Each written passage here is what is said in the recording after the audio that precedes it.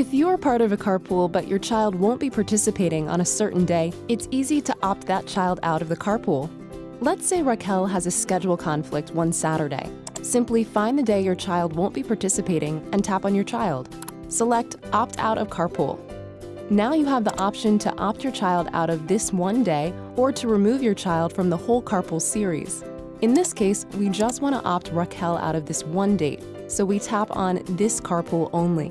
That's it. Your child is now opted out and will not show up on the driving map or itinerary.